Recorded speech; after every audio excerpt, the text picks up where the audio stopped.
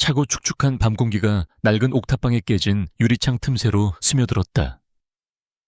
10월의 밤이었지만 서하윤의 삶은 이미 한겨울이었다. 그녀는 얇은 담요를 어깨에 두른 채 방구석에 웅크리고 앉아 며칠간 편의점 아르바이트로 번 꼬깃꼬깃한 지폐 몇 장을 세고 있었다. 18살.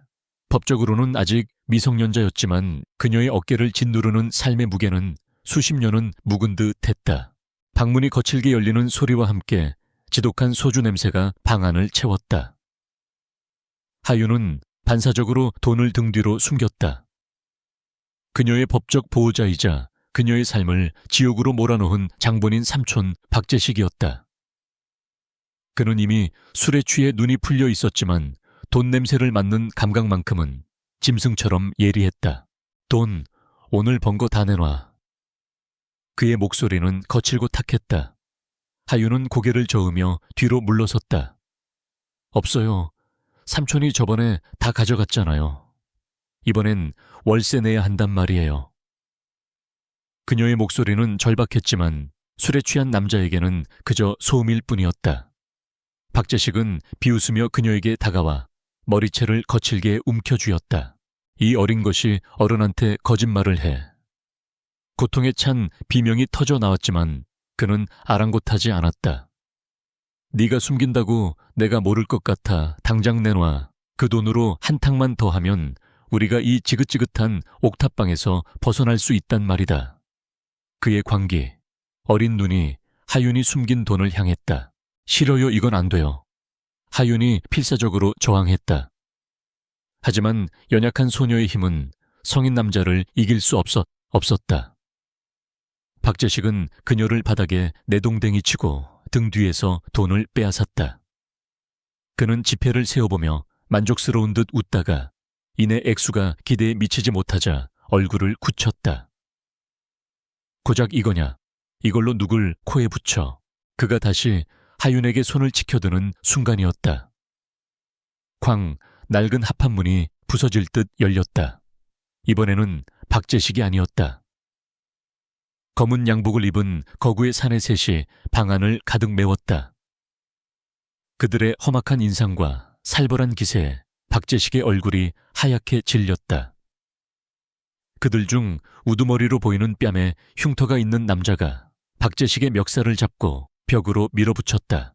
박재식, 오늘이 마지막 날이라고 했을 텐데 돈은 준비됐나? 흉터가 있는 남자 김 사장의 목소리는 낮고 위협적이었다. 박재식은 덜덜 떨며 변명을 늘어놓았다. 김 사장님, 며칠만 더 시간을 주시면, 제가 정말 큰 거 한 방만 터뜨리면. 김 사장의 주먹이 그의 복부를 강타했다. 시간 내놈한테 쓴 시간이 아깝다. 김 사장은 방 안을 둘러보았다. 그의 시선이 구석에서 공포에 질려 떨고 있는 하윤에게 멈췄다. 그는 탐욕스러운 미소를 지었다. 돈이 없으면 다른 걸로 갚아야지. 저 계집애 꽤 쓸만해 보이는데. 나이가 몇이냐? 박재식은 지푸라기라도 잡은 심정으로 외쳤다. 18입니다. 걔가 제 조카인데 아주 깨끗합니다. 제발 김 사장님 쟤를 데려가시고 빚은 탕감해 주십시오. 하윤은 자신의 귀를 의심했다. 유일한 핏줄 자신을 지켜줘야 할 보호자가 자신을 빚 대신 팔아넘기려 하고 있었다. 절망이 그녀의 심장을 얼어붙게 만들었다. 김 사장은 만족스러운 듯 고개를 끄덕였다. 18이라 좋아. 물건은 마음에 드는군. 우리가 운영하는 업소에 가면 귀한 대접 받을 수 있겠다. 그가 부하들에게 눈짓했다. 데려가. 2명의 사내가 하윤에게 다가왔다. 하윤은 비명을 지르며 뒷걸음질 쳤지만 더 이상 물러설 곳은 없었다. 바로 그때였다. 그들의 등 뒤에서 빗소리를 뚫고 얼음장처럼 차가운 목소리가 들려왔다. 얼마면 되지. 모든 시선이 좁은 옥탑방 문간으로 향했다. 그곳에는 방금 전의 사내들과는 비교도 안 될 만큼 압도적인 존재감을 뿜어내는 한 남자가 서 있었다. 비에 조금도 젖지 않은 완벽한 검은색 맞춤 정장. 그를 수행하는 듯한 두 명의 비서가 뒤에 서 있었다. 남자의 얼굴은 감정이라고는 찾아볼 수 없을 만큼 냉정했다. 그는 이 누추한 공간과는 전혀 어울리지 않는 존재였다. 그의 시선은 방 안의 누구도 아닌 오직 박재식의 빗장부로 보이는 서류를 들고 있는 김 사장에게 고정되어 있었다. 김 사장은 갑작스러운 침입자의 등장에 당황했지만 이내 험악한 표정을 지었다. 당신 뭐야? 남의 일에 끼어들지 말고 꺼져. 김 사장의 부하들이 위협적으로 그에게 다가섰다. 하지만 남자는 눈 하나 깜짝하지 않았다. 대신 그의 뒤에 있던 비서 중 한 명인 김 비서가 앞으로 나섰다. 그의 손에는 서류 가방이 들려 있었다. 이분은 K그룹의 권강현 회장님이시다. K그룹이라는 이름이 터져 나오는 순간 방 안의 공기가 멎었다. 대한민국을 움직이는 거대 기업. 김 사장의 험악했던 얼굴이 경악과 공포로 일그러졌다. 그는 조폭이었지만 K그룹의 회장 앞에서는 한낱 길거리 양아치에 불과했다. 권 회장님께서 어쩐 일로 이런 누추한 곳에? 권강현은 그의 말을 무시했다. 그는 다시 한번 물었다. 목소리에는 일말의 동요도 없었다. 박재식의 빚이 총 얼마냐고 물었다. 김 사장은 식은땀을 뻘뻘 흘리며 떨리는 목소리로 이자를 포함한 천문학적인 액수를 읊었다. 일반인이라면 평생 만져보지도 못할 거액이었다. 박재식은 이미 사색이 되어 바닥에 주저앉았다. 권강현은 그 액수를 듣고도 미동도 하지 않았다. 그는 김 비서에게 고갯짓했다. 김 비서는 서류 가방을 열어 수표 한 묶음과 서류 몇 장을 꺼냈다. 여기 박재식 씨의 원금과 이자를 모두 합산한 금액입니다. 이 돈을 받는 즉시 박재식 씨에 대한 모든 채권은 소멸되며 다시는 그와 그의 조카 앞에 나타나지 않는다는 각서에 서명하십시오. 김 사장은 믿을 수 없다는 듯 수표와 권강현의 얼굴을 번갈아 보았다. 그는 허둥지둥 각서에 서명하고 부하들을 이끌어 돈을 챙겼다. 감사합니다. 감사합니다, 회장님. 그들은 마치 도망치듯 옥탑방을 빠져나갔다. 박재식 역시 빚이 해결되었다는 기쁨에 넋이 나간 채 웃고 있었다. 이제 방 안에는 하윤과 박재식 그리고 권강현과 그의 비서들만이 남았다. 하윤은 여전히 자신이 처한 상황을 이해할 수 없었다. 이 남자는 왜 자신을 구해준 것일까? 희미한 희망이 피어오르려는 찰나 권강현의 시선이 처음으로 그녀에게 향했다. 그 눈은 얼음 호수와도 같았다. 어떤 동정이나 연민도 찾아볼 수 없는 오직 차가운 평가만이 담겨 있었다. 김 비서가 박재식과 하윤 앞에 또 다른 서류를 내밀었다. 박재식 씨, 회장님께서 당신의 빚을 갚아주신 데에는 조건이 있습니다. 박재식은 뭐든지 하겠다는 듯 고개를 끄덕였다. 서하윤 양에 대한 법적 보호자 권한을 회장님께 양도하고 이 혼인 신고서에 서명하십시오. 하윤의 머릿속이 하얗게 비었다. 혼인 신고서. 그게 무슨 말씀이세요?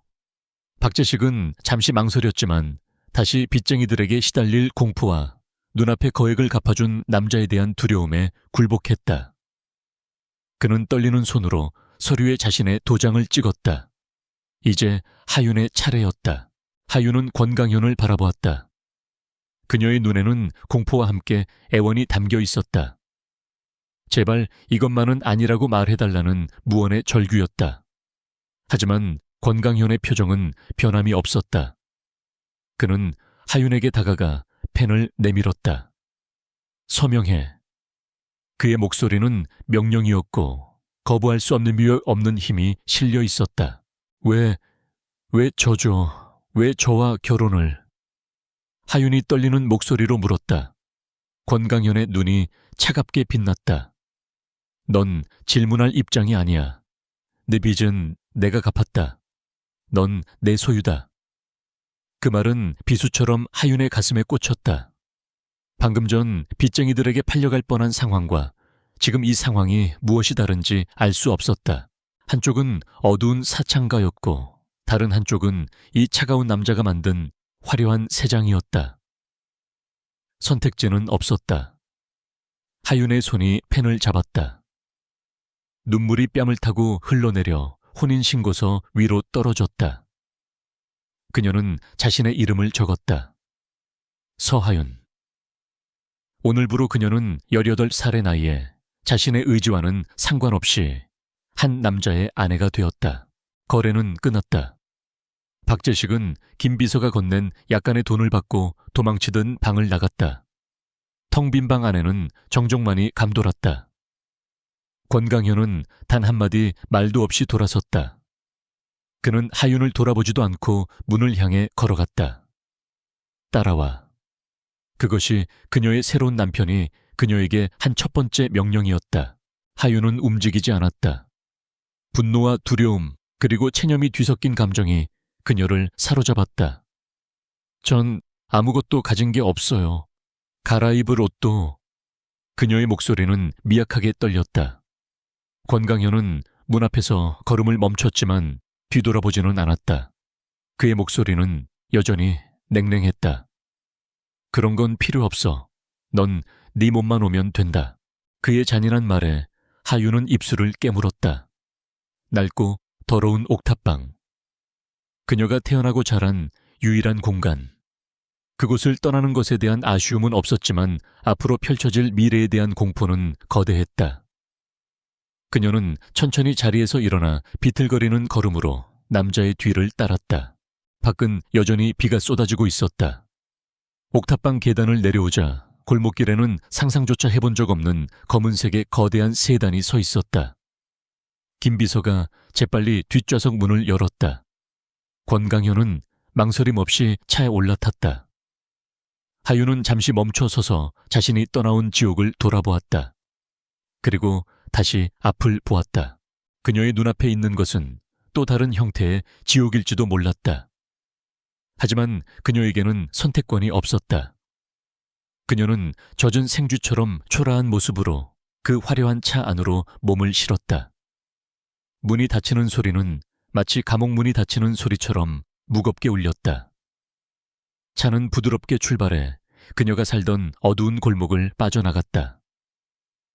하윤은 창밖으로 스쳐 지나가는 풍경을 보며 자신을 산 남자의 완벽한 옆모습을 증오, 어린 시선으로 몰래 훔쳐보았다. 차량이 도착한 곳은 서울의 심장부가 내려다 보이는 구름 위에 지어진 성과 같은 펜트하우스의 지하 주차장이었다. 하윤은 자신이 살던 곰팡내 나는 옥탑방과는 다른 차원의 공기에 숨이 막히는 듯 했다. 권강현은 차에서 내리자마자 한치의 망설임도 없이 전용 엘리베이터로 향했다. 하윤은 젖은 옷차림 그대로 그 위압적인 등을 기계적으로 따랐다. 엘리베이터 내부는 거울과 차가운 금속으로 마감되어 있었다. 좁은 공간의 단둘이 남자 권강현의 냉기가 더욱 살갗을 파고들었다. 그는 하윤을 쳐다보지 않았다. 마치 그녀가 존재하지 않는 것처럼 오직 정면의 숫자판만을 응시했다.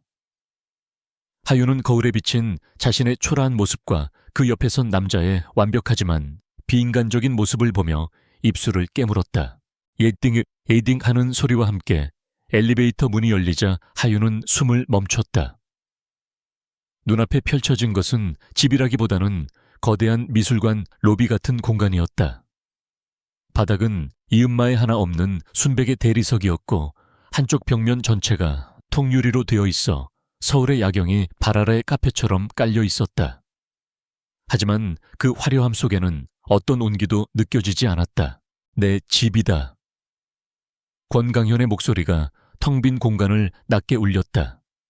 그는 여전히 그녀를 보지 않고 마치 가구 배치를 설명하듯 말했다. 그리고 이제부터 내 집이기도 하지. 그는 무심하게 손가락으로 공간을 나누었다. 이쪽은 거실과 주방. 저 복도 끝은 내 서재와 침실이다. 그의 발걸음이 멈춘 곳은 그의 서재로 보이는 육중한 검은색 문 앞이었다. 그는 하윤을 향해 처음으로 고개를 돌렸다. 그의 눈은 방금 전 지하 주차장에서 본 헤드라이트처럼 차갑고 무감정했다. 다른 곳은 어디든 상관없다. 하지만 이 서재는 내가 허락하기 전까지는 절대 들어오지 마라. 알겠나? 협박이라기보다는 통보에 가까운 말투였다. 하윤은 공포에 질려 작게 고개를 끄덕였다. 그녀의 순종적인 태도에 만족한 것인지, 혹은 그저 관심이 없는 것인지, 그는 즉시 시선을 거두었다. 그는 반대편 복도를 가리켰다. 내 방은 저쪽이다. 필요한 건 이미 다 준비되어 있을 거다. 그때 그림자 속에서 한 중년 여성이 나타났다. 깔끔하게 정돈된 머리와 무표정한 얼굴. 그녀는 하윤에게 가볍게 목례했다. 오, 여사다. 이 집의 가사 총괄이지. 필요한 게 있으면 나나 김 비서가 아닌 오 여사에게 말해. 권강현은 그 말을 끝으로 망설임 없이 자신의 서재 문을 열고 들어가 버렸다. 육중한 문이 닫히는 소리가 하윤의 심장을 짓눌렀다. 오 여사는 감정 없는 목소리로 말했다. 이쪽입니다, 사모님. 사모님이라는 호칭이 하윤에게는 너무나도 이질적이었다. 그녀는 오 여사를 따라 긴 복도를 걸었다. 복도에 걸린 추상화들은 아름다웠지만 그 어떤 따뜻한 감정도 불러일으키지 못했다. 모든 것이 완벽하게 계산된 차가운 아름다움 뿐이었다. 오 여사가 문을 열어준 방은 하윤이 살던 옥탑방 전체보다도 훨씬 컸다. 방 한가운데에는 거대한 침대가 놓여 있었고 한쪽 벽면에는 그녀가 평생 입을 옷보다 많은 옷들이 걸린 드레스룸이 있었다. 심지어 욕실조차도 그녀의 방만 했다. 모든 것이 최고급이었지만 그 어느 것 하나 하윤이 직접 고른 것은 없었다. 욕실은 저쪽입니다. 갈아입으실 옷은 침대 위에 준비해 두었습니다. 저녁 식사는 어떻게 하시겠습니까? 오, 여사의 기계적인 질문에 하윤은 고개를 저었다. 생각 없어요. 오 여사는 더 묻지 않고 가볍게 목례한 뒤 방을 나갔다. 텅 빈 방에 다시 혼자 남았다. 하윤은 비에 젖은 더러운 옷을 입은 채 그 값비싼 실크 잠옷이 놓인 침대 가장자리에 위태롭게 걸터 앉았다. 여기가 현실인지 분간이 되지 않았다. 몇 시간 전만 해도 그녀는 사채업자에게 팔려갈 위기에 처해 있었다. 그리고 지금은 대한민국에서 가장 부유한 남자의 아내가 되어 궁정 같은 감옥에 갇혔다. 그녀는 천천히 일어나 욕실로 향했다. 뜨거운 물이 몸을 녹이자 그제야 참았던 눈물이 터져 나왔다. 하지만 그녀는 소리내어 울지 않았다. 이곳은 그녀의 울음소리를 들어줄 사람 하나 없는 얼음의 요새였다. 그녀는 자신의 몸에 남은 옥탑방의 냄새와 삼촌의 폭력의 흔적을 씻어내려 필사적으로 피부를 문질렀다. 샤워를 마친 하윤은 준비된 잠옷으로 갈아입었다. 그녀의 몸에 비해 조금 큰 하지만 최고급 원단으로 만들어진 옷이었다. 그녀는 거대한 통유리창 앞으로 다가갔다. 발 아래 펼쳐진 서울의 야경은 비현실적으로 아름다웠다. 저 수많은 불빛 속에서 누군가는 웃고 누군가는 울고 있을 터였다. 하지만 이 높은 곳에 갇힌 자신은 그 어디에도 속하지 못했다. 다음 날 아침 하윤이 눈을 떴을 때 권강현은 이미 집에 없었다. 오 여사는 어제와 똑같은 무표정으로 아침 식사가 준비되었다고 알렸다. 하윤은 거대한 식탁에 홀로 앉아 입에 맞지 않는 고급스러운 음식들을 억지로 삼켰다. 식사가 끝나자마자 가정교사들이 들이닥쳤다. 권강현은 그녀를 완벽한 K그룹의 사모님으로 만들 작정인 듯 했다.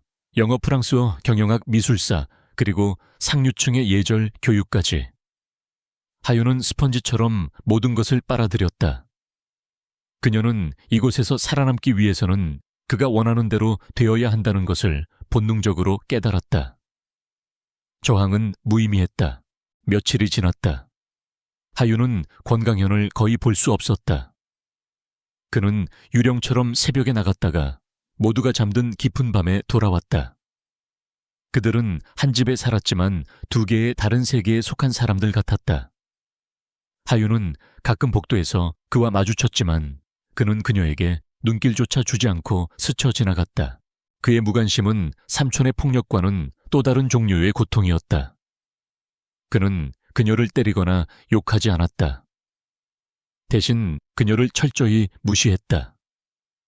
마치 값비싼 그림이나 조각상을 사다 놓았을 뿐 그것이 살아 숨 쉰다는 사실에는 관심이 없는 듯 했다. 하윤은 이 거대한 펜트하우스를 탐험하기 시작했다. 그녀는 모든 방을 열어보았다.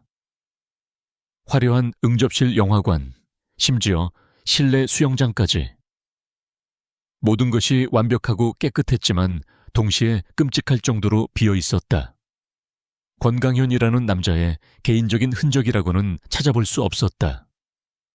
이 집 전체가 그의 냉정함을 반영하는 거대한 쇼룸 같았다. 단 한 곳 그녀가 접근할 수 없는 곳이 있었다. 복도 끝에 있는 그의 서재. 그 육중한 검은색 문은 언제나 굳게 닫혀 있었다. 하윤은 종종 그 문 앞에 멈춰 서서 문틈으로 새어나오는 희미한 불빛을 바라보곤 했다. 저 너머에 무엇이 있을까? 왜 그는 저것만은 그토록 비밀스럽게 지키는 걸까? 권강현은 그녀에게 물질적인 모든 것을 주었다. 그녀가 평생 만져보지 못할 돈, 옷, 음식을 제공했다. 하지만 그는 그녀에게서 가장 중요한 것, 자유와 감정을 빼앗아갔다.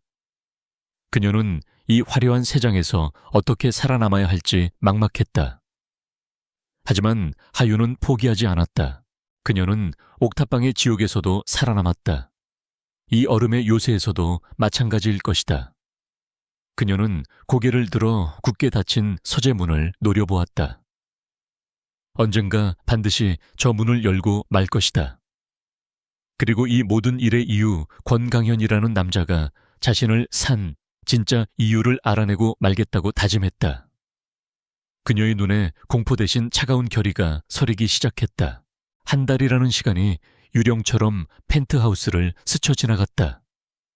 하윤의 삶은 이전과는 완전히 달라져 있었다. 그녀는 더 이상 옥탑방에 굶주린 소녀가 아니었다. 매일 아침 6시에 기상에 정해진 스케줄에 따라 움직이는 K그룹 권강현 회장의 아내 권하윤이었다. 그녀의 걸음걸이, 말투 심지어 젓가락을 쥐는 방식까지 모든 것이 교정되었다. 하윤은 놀라운 속도로 모든 것을 흡수했다. 그녀의 내면에 숨어있던 생존 본능이 지독한 학습 능력으로 발현된 것이었다. 그녀는 상류층의 화법을 익혔고 복잡한 와인 리스트를 외웠으며 경제신문의 헤드라인을 이해하기 시작했다. 하지만 그녀가 배운 가장 중요한 것은 자신의 진짜 감정을 숨기는 법이었다. 그녀는 권강현을 닮은 차가운 무표정을 제2의 피부처럼 뒤집어 썼다. 그날 저녁 하윤이 프랑스어 교사와 수업을 막 마쳤을 때였다. 권강현이 평소보다 이른 시간에 펜트하우스의 모습을 드러냈다. 그는 서재로 직행하는 대신 거실 소파에 앉아 태블릿을 넘기던 하윤 앞에 섰다. 하윤은 반사적으로 자리에서 일어났다. 그가 자신에게 먼저 말을 거는 것은 거의 처음 있는 일이었다. 오늘 저녁 파티가 있다. 그의 목소리는 언제나처럼 건조했다. 하윤은 질문하지 않고 그를 바라보았다. 그는 그녀의 침묵을 긍정으로 받아들인 듯 말을 이었다. 대한민국 정재계 인사들이 모두 모이는 자리다. K그룹의 회장 부인으로서 네가 처음으로 대중 앞에 서는 날이야. 그것은 통보였다. 선택지를 묻는 것이 아닌 명령의 하달이었다. 준비해. 7시에 출발한다. 그는 그 말만 남기고 자신의 서재로 사라졌다. 하윤은 그가 사라진 문을 잠시 응시했다. 첫 번째 무대. 그는 그녀의 삶을 그렇게 규정했다. 그녀는 자신이 아닌 권강현의 아내라는 역할을 연기해야 했다. 정확히 6시 오 여사와 함께 처음 보는 스타일리스트 팀이 하윤의 방으로 들이닥쳤다. 그들은 하윤을 살아있는 마네킹처럼 다루었다. 수십 벌의 드레스가 그녀의 몸에 대어졌다.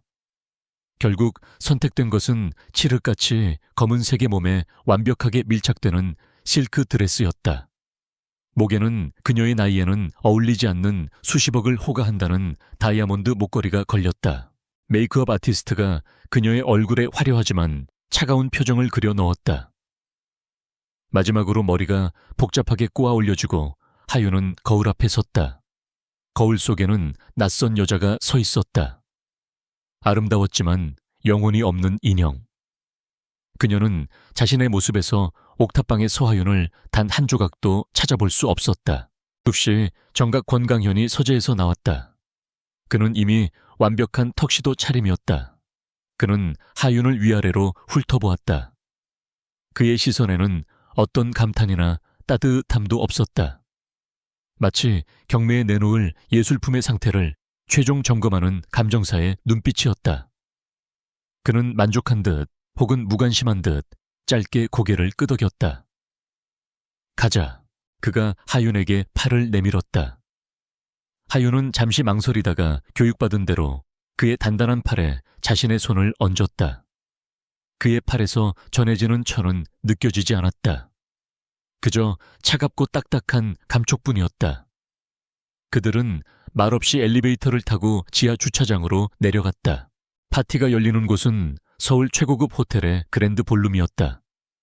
눈부신 샹들리에 아래 대한민국의 권력을 쥔 자들이 모두 모여 있었다. 그들의 값비싼 향수 냄새와 위선적인 웃음소리가 공기를 가득 메웠다. 권강현과 하윤이 등장하자 장내에는 미묘한 정적이 흘렀다. 모든 시선이 그들에게 정확히는 권강현의 옆에 선 낯선 어린 여자에게 쏟아졌다. 수군거림이 파도처럼 밀려왔다. 저 여자가 누구지? 권강현이 결혼했다는 게 사실이었군. 어디서 데려온 거야? 너무 어려 보이는데. 하윤은 수백 개의 바늘이 자신을 디는 듯한 고통을 느꼈다. 그녀는 자신도 모르게 권강현의 팔을 더욱 세게 붙잡았다. 그것이 그녀가 기댈 수 있는 유일한 기둥이었다. 권강현은 주변의 시선 따위는 안중에도 없다는 듯 하윤을 이끌고 장내를 가로질렀다. 몇몇 거물급 인사들이 그에게 아는 체를 했고 그는 하윤을 짧게 소개했다. 내 아내 권하윤입니다. 그때마다 하윤은 교육받은 대로 완벽한 미소를 지으며 고개를 숙였다. 그녀는 완벽한 인형의 역할을 수행하고 있었다. 그때였다.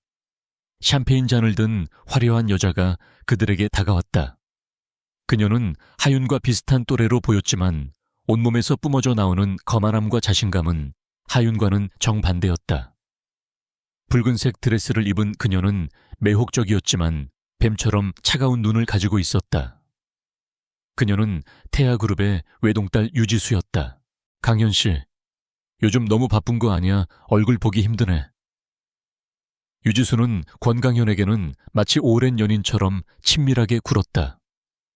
그녀의 시선은 하윤을 철저히 무시한 채 오직 권강현에게만 고정되어 있었다. 권강현은 특유의 무표정으로 답했다. 오랜만이군, 유지수 씨.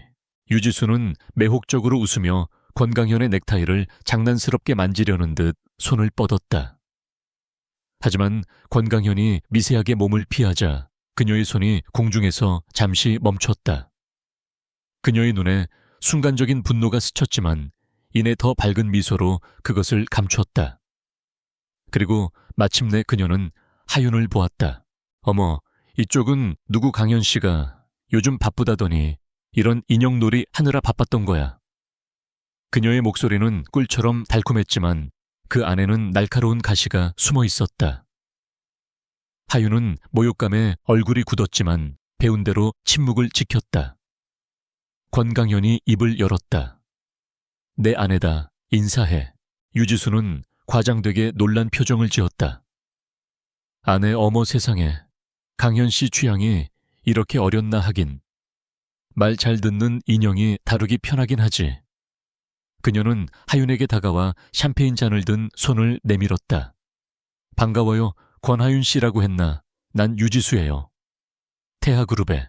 하윤이 마지못해 그녀의 손을 잡으려던 순간이었다.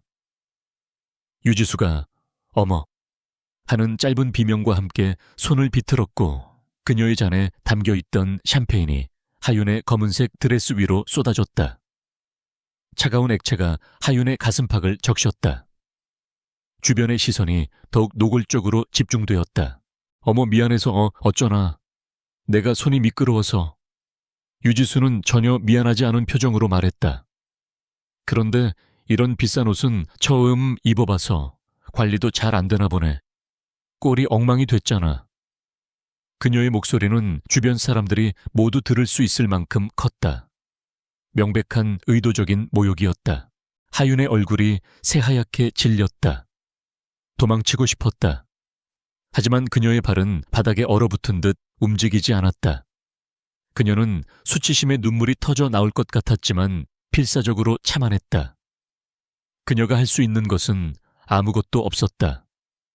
그녀는 그저 권강현의 소유물일 뿐이었다. 순간 권강현이 움직였다. 그는 한 걸음 앞으로 나서며 자신의 커다란 재킷을 벗어 젖은 드레스 위로 하윤의 어깨를 감쌌다. 그리고는 차갑고 위압적인 목소리로 유지수를 불렀다. 유지수. 그의 목소리는 낮았지만 그 안에 담긴 분노는 주변의 음악 소리를 모두 집어삼킬 만큼 강력했다. 유지수의 얼굴이 순간적으로 굳었다. 권강현은 하윤의 허리를 강하게 감싸 안아 자신 쪽으로 끌어당겼다.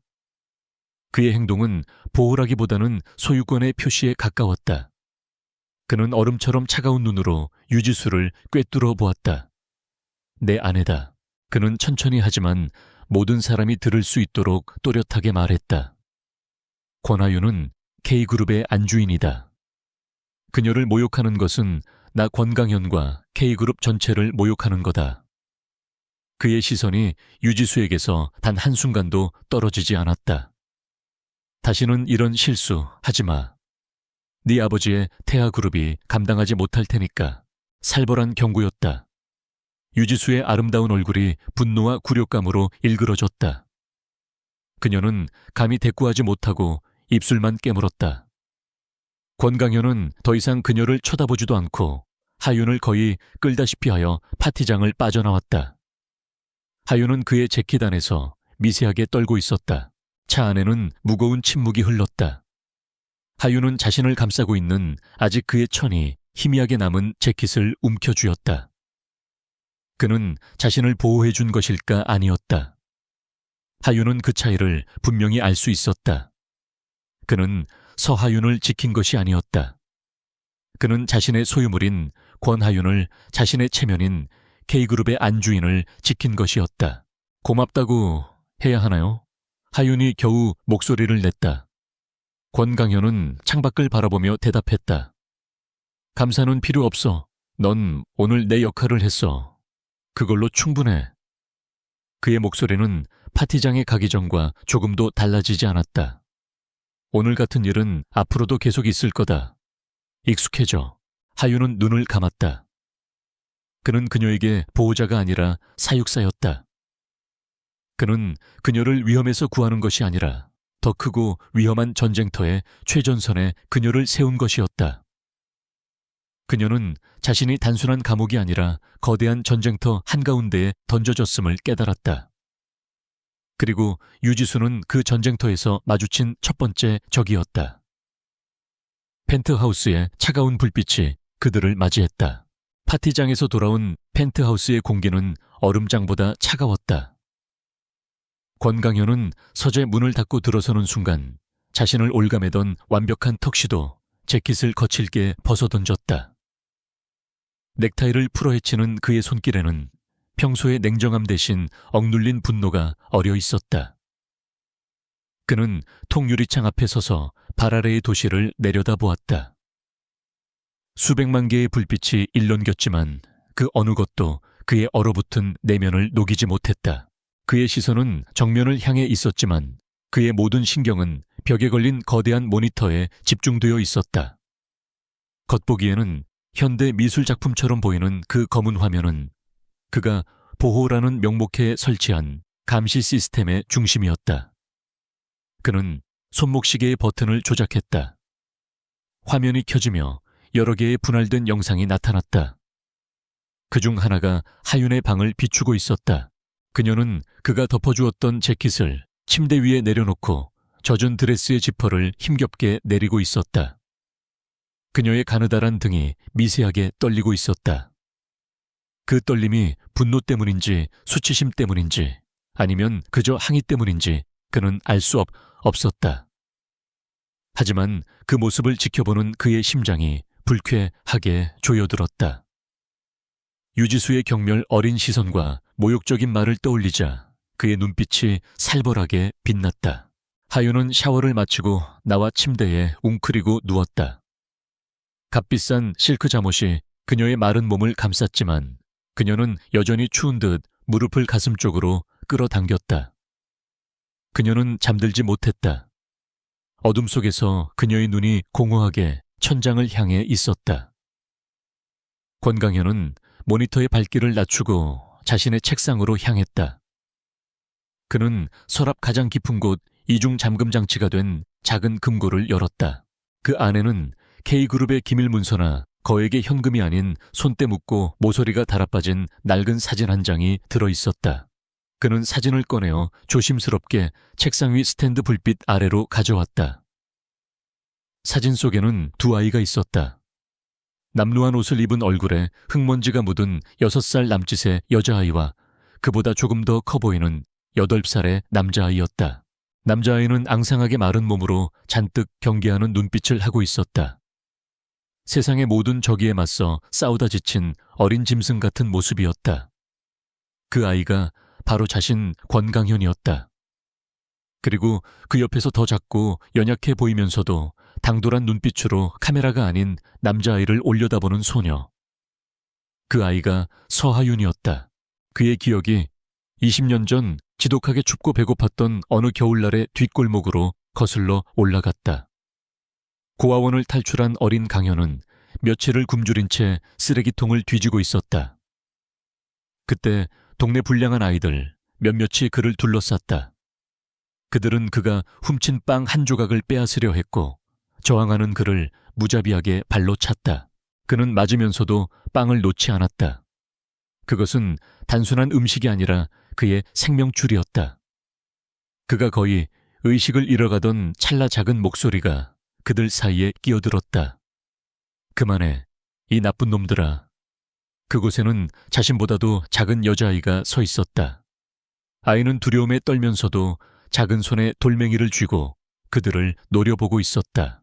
불량배들은 어이없다는 듯 웃었다. 뭐야, 이 꼬맹이는 너도 맞고 싶어. 대장격인 아이가 소녀에게 다가가 손을 치켜들었다. 바로 그때였다. 소녀는 비명을 지르는 대신 앙칼지게 소리치며 아이의 팔을 물어버렸다. 내버려 두라고 했잖아. 아이가 아픔에 비명을 지르며 물러섰고 그 틈을 타 소녀는 강현의 손을 잡아 끌었다. 도망쳐. 두 아이는 숨이 턱에 차도록 달렸다. 한참을 달려 좁은 시장 골목 구석에 숨어들어서야 그들은 거친 숨을 몰아쉬었다. 강현은 낯선 아이의 돌발적인 행동에 어안이 벙벙했다. 그는 경계심을 풀지 않고 소녀를 노려보았다. 왜 도와준 거야? 소녀는 씩씩거리며 흙먼지를 털어냈다. 소녀는 그를 위아래로 훑어보더니 자신이 입고 있던 낡은 외투 주머니에서 무언가를 꺼냈다. 그것은 반쯤 남은 따뜻한 붕어빵이었다. 그녀는 망설임 없이 그것을 반으로 쪼개어 그에게 내밀었다. 너 배고파 보였어. 이거 먹어. 강현은 믿을 수 없다는 듯 붕어빵과 소녀의 얼굴을 번갈아 보았다.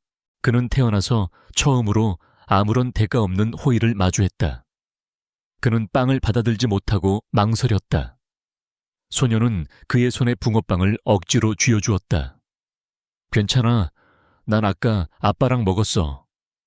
그녀의 배에서 꼬르륵 소리가 났지만 그녀는 태연한 척했다. 그 순간 강현에 얼어붙었던 세상에 아주 작은 균열이 생겼다. 이름이 뭐야? 그가 간신히 물었다. 소녀는 환하게 웃었다. 그 웃음은 어두운 골목을 밝히는 햇살 같았다. 서하윤이야, 넌 권강현. 그날 이후 그는 멀리서 하윤을 지켜보았다. 그녀의 집 역시 가난했지만 그녀는 언제나 밝았다. 하지만 그 행복은 오래가지 못했다. 하윤의 부모님이 의문의 사고로 돌아가시고 그녀가 폭력적인 삼촌에게 맡겨지는 것을 그는 무력하게 지켜봐야만 했다. 그는 그때 결심했다. 다시는 누구에게도 빼앗기지 않겠다고. 다시는 소중한 것을 지키지 못하는 무력한 존재가 되지 않겠다고. 그는 자신을 짓밟았던 세상에 복수하기 위해, 그리고 언젠가 저 아이를 다시 찾아 지옥에서 구해내기 위해 괴물이 되기로 결심했다. 그는 K그룹을 세웠고 정상에 올랐다. 그의 모든 성공은 단 하나의 목적 서하윤을 되찾기 위한 것이었다. 그는 수년간 그녀를 찾았고 마침내 사채업자들에게 팔려가기 직전에 그녀를 발견했다. 그가 그녀의 삼촌에게 빚을 갚아주고 그녀를 산 것은 그녀를 소유하기 위해서가 아니었다. 그것은 그녀를 그 지옥에서 합법적으로 그리고 완벽하게 분리해낼 유일한 방법이었다. 그의 차가움은 방패였다. 그가 하윤에게 조금이라도 온기를 보인다면, 그녀를 향한 관심을 드러낸다면 피냄새를 맡은 상어떼처럼 그의 적들이 그녀에게 달려들 것이다. 태아그룹의 유지수, 그리고 그 뒤에 도사리고 있는 더 거대한 악의 무리들. 그들은 권강현의 유일한 약점이 될지도 모르는 하윤을 갈기갈기 찢어놓을 터였다. 그는 하윤을 완벽한 얼음의 요새에 가두어 누구도 그녀를 넘보지 못하게 해야 했다. 그녀가 오늘 파티에서 겪은 모욕은 시작에 불과했다. 그는 하윤이 스스로를 지킬 수 있을 만큼 강해져야 한다고 생각했다. 그래서 그는 그녀를 교육시켰고 냉정하게 대했다. 그녀가 연민이나 동정에 기대지 않고 오직 자신의 힘으로 일어서길 바랐다. 권강현은 낡은 사진을 다시 금고에 넣고 잠갔다. 그의 얼굴은 다시 냉정한 CEO의 가면을 쓰고 있었다. 그는 하윤이 잠든 방의 모니터를 바라보았다. 그녀는 이제야 얕은 잠에 빠져든 듯 보였다. 변변의 하윤아. 그는 입 밖으로 내지 못할 말을 삼켰다. 네가 상상할 수도 없는 지옥에서 널 지키기 위해 난 기꺼이 너에게 가장 차가운 지옥이 될 테니까. 그의 손이 차가운 유리 모니터 위 잠든 하윤의 모습을 향해 뻗어갔다가 허공에서 멈췄다. 유지수와의 충돌이 있었던 파티 이후 펜트하우스의 시간은 더욱 밀도 높게 흘러갔다. 서하윤은 그날 밤 자신이 겪은 굴욕을 연료 삼아 권강현이 제공하는 교육에 더욱 집요하게 매달렸다. 그녀는 더 이상 옥탑방의 무력한 소녀가 아니었다. 적어도 겉으로는 그래야만 했다. 그녀는 자신이 K그룹의 안주인이라는 역할극을 완벽하게 수행해야만 이 얼음의 요새에서 살아남을 수 있음을 깨달았다. 권강현과의 관계는 여전히 한겨울이었다. 그는 그날 밤 파티장에서 돌아온 이후 하윤에게 단 한마디도 그 일에 대해 언급하지 않았다.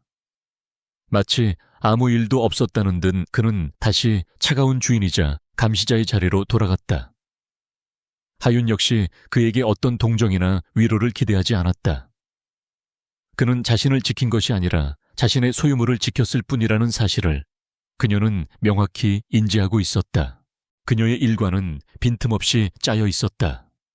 새벽에 일어나 경제 뉴스를 체크하고 오전에는 외국어와 경영학 수업을, 오후에는 예절과 교양 수업을 받았다.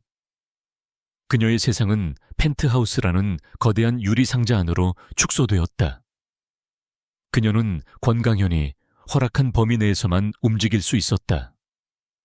그녀의 유일한 외출은 김비서의 철통 같은 감시에 이루어지는 지정된 서점이나 갤러리 방문이 전부였다.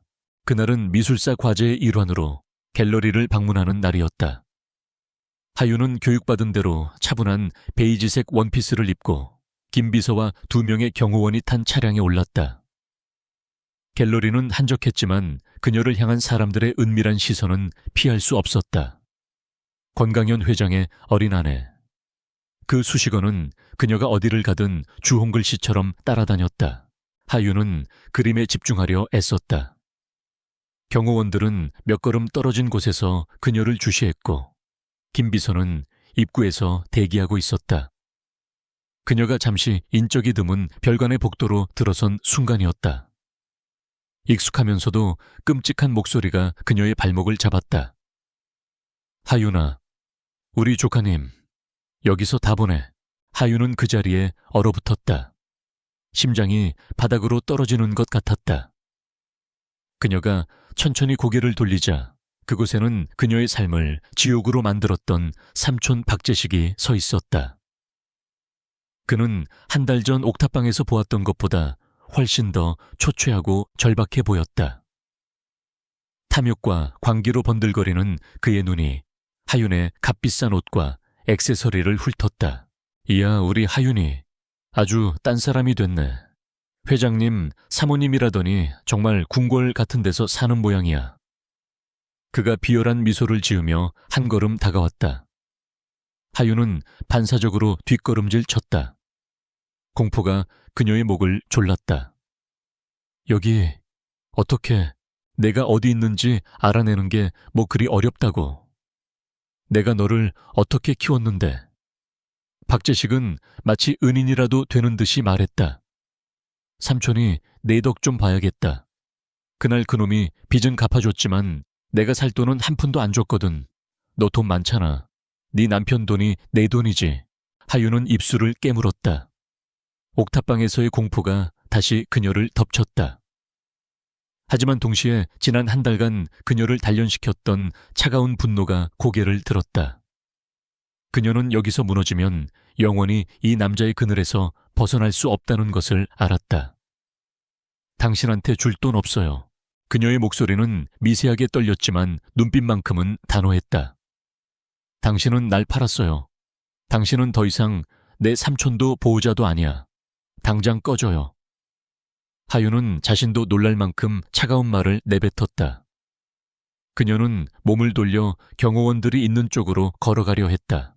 하지만 박재식은 그녀가 알던 그 폭력적인 인간 그대로였다. 그는 하윤의 팔을 거칠게 잡아챘다. 이 어린 것이 네가 그 비싼 옷 입었다고 뭐라도 된 것 같아. 내가 너를. 그가 손을 치켜드는 순간 하윤은 공포에 질려 눈을 감았다. 하지만 예상했던 고통은 느껴지지 않았다. 무세운 짓이지. 얼음장 같은 목소리와 함께 박재식의 손목이 부러질 듯한 기세로 뒤로 꺾였다. 김 비서였다. 그는 어느새 유령처럼 다가와 박재식의 팔을 제압했다. 두 명의 경호원이 즉시 달려와 박재식의 양팔을 붙잡고 그를 바닥에 내리찍었다. 모든 것이 순식간에 일어났다. 감히 사모님께 손을 대 김 비서의 목소리는 살벌했다. 박재식은 바닥에서 고통스러운 비명을 질렀다. 놔. 이거 놔. 저녀는 내 조카야, 내가. 그의 말이 채 끝나기도 전에 갤러리 입구에서 또 다른 그림자가 드리워졌다. 하윤은 자신의 눈을 의심했다. 그곳에는 권강현이 서 있었다. 그는 이곳에 올 예정이 아니었다. 하지만 그는 지금 여기에 서 있었다. 그리고 그의 얼굴은 하윤이 단 한 번도 본 적 없는 표정을 하고 있었다. 평소의 냉정함, 무표정함은 온데간데 없었다. 그의 얼굴은 분노로 하얗게 질려 있었고 그의 눈은 지옥의 불길처럼 타오르고 있었다. 그것은 차가움을 넘어선 모든 것을 태워버릴 듯한 순수한 분노였다. 권강현은 천천히 하지만 한 걸음 한 걸음에 엄청난 무게를 실어 박재식에게 다가갔다. 경호원들이 그를 붙잡고 있었지만 박재식은 권강현의 살기에 눌려 숨조차 쉬지 못했다. 권강현은 박재식의 앞에 쭈그리고 앉아 그의 멱살을 움켜쥐었다. 내 놈이구나. 그의 목소리는 끓어오르는 용암처럼 낮고 위험했다. 내가 감히 이 아이에게 손을 댔어. 권강현의 목소리에는 그 어떤 감정도 실려있지 않았지만 그 무감정함이 오히려 박재식을 극한의 공포로 몰아넣었다. 회장님, 오해십니다. 저는 그냥 조카를 만나러. 박재식은 필사적으로 변명했다. 조카, 권강현의 입가에 비웃음이 스쳤다. 그것은 하윤이 알던 그 어떤 표정보다도 무서웠다. 내 놈이 이 아이에게 저지른 짓을 내가 모를 것 같았나. 그가 경호원에게 고갯짓했다. 손목, 감히 하윤이를 잡았던 그 손목. 경호원이 망설이자 권강현의 눈빛이 더욱 차가워졌다. 부러뜨려. 안 돼, 안 됩니다. 회장님 잘못했습니다. 박재식의 비명이 갤러리 복도에 울려 퍼졌다. 하윤은 너무 놀라 숨조차 쉴 수 없었다. 자신이 알던 권강현이 아니었다. 그는 냉정했지만 잔인하지는 않았다.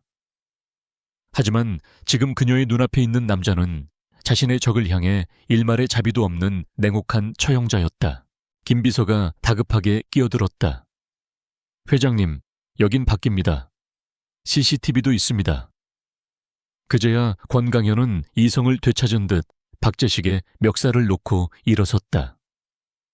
그는 옷에 묻은 먼지를 털어내듯 손을 털었다. 그의 얼굴은 다시 얼음 같은 가면을 쓰고 있었지만 방금 전의 살기는 여전히 그의 주변을 맴돌았다. 그는 김 비서에게 명령했다. 경찰에 신고해. 단순 협박이 아니야. 서하윤 양의 부모님 사망보험금, 횡령 상습적인 아동학대 및 폭행. 내가 모아둔 자료 전부 넘겨. 내 놈은 2번 다시 햇빛을 보지 못할 거다. 내가 그렇게 만들 테니까. 그는 바닥에 주저앉은 박재식을 벌레 보듯 내려다보았다. 경찰이 도착하고 박재식이 끌려 나갔다. 갤러리는 다시 정적에 휩싸였다. 하윤은 여전히 그 자리에 서서 미세하게 떨고 있었다. 권강현은 그제야 하윤을 돌아보았다. 그의 눈에는 방금 전의 분노가 흔적도 없이 사라져 있었다. 다시 차가운 CEO의 눈빛이었다. 괜찮나? 그것은 질문이 아닌 확인이었다. 하윤은 고개를 끄덕일 수 없었다. 그녀는 박재식의 폭력보다 방금 전 권강현의 모습에 더 큰 충격을 받았다. 그 살기, 그 분노. 그것은 K그룹의 안주인이 모욕당했기 때문에 나온 반응이 아니었다. 그것은 훨씬 더 깊고 오래되었으며 지독하게 개인적인 분노였다. 차에 타. 그는 더 이상 아무 말도 하지 않고 돌아섰다. 차 안에서 하윤은 처음으로 권강현을 유심히 관찰했다. 그는 평소처럼 창밖을 보고 있었지만 그의 턱선은 미세하게 굳어 있었다. 그녀는 깨달았다. 저 차가운 가면 뒤에 자신이 상상조차 할 수 없는 거대한 폭풍이 숨겨져 있다는 것을. 그리고 그 폭풍의 중심에 어쩌면 자신이 있을지도 모른다는 것을. 그녀의 의심이 처음으로 싹트는 순간이었다. 갤러리에서 돌아온 하윤은 며칠 동안 깊은 혼란에 빠졌다. 펜트하우스의 차갑고 고요한 공기 속에서 그녀는 박재식의 폭력적인 모습보다 권강현의 그 섬뜩한 분노를 떨쳐낼 수 없었다. 그것은 계산된 냉정함이 아니었다. 얼음장 같은 가면이 깨지고 드러난 모든 것을 불태워버릴 듯한 격렬한 감정의 폭발이었다. 그는 왜 그토록 분노했을까? 권강현은 그날 이후 다시 완벽한 무표정으로 돌아왔다. 그는 갤러리에서 있었던 일에 대해 단 한마디도 꺼내지 않았다. 박재식은 하윤의 부모님 사망보험금 횡령과 상습 아동학대 혐의로 즉시 구속되었다. 권강현의 말대로 그는 2번 다시 햇빛을 보기 힘들 것이었다. 그가 준비한 자료는 너무나도 철저하고 방대했다. 바로 그 점이 하윤의 의심을 증폭시켰다. 내가 모아둔 자료. 그 말은 권강현이 자신을 옥탑방에서 사기, 훨씬 이전부터 그녀의 과거와 그녀를 둘러싼 모든 것을 낱낱이 파악하고 있었다는 증거였다. 그는 우연히 자신을 구해준 것이 아니었다. 그는 명확한 목적을 가지고 자신에게 접근했다. 하윤은 더 이상 무지한 인형으로 남아있을 수 없었다. 그녀는 행동을 개시했다. 권강현은 그녀에게 최고의 교육 환경을 제공했다. 그녀의 방에는 최고 사양의 컴퓨터와 무제한적인 인터넷 접근 권한이 있었다. 그는 그녀가 똑똑하고 세련된 K그룹의 안주인이 되기를 바랐다. 아이러니하게도 하윤은 이제 그가 쥐어준 무기를 이용해 그의 가장 깊은 비밀을 파헤치기 시작했다. 그녀는 권강현을 직접 조사할 수는 없었다. 그의 이름은 K그룹의 철저한 보안 시스템에 의해 보호받고 있을 터였다. 대신 그녀는 자신의 과거를 파고들었다.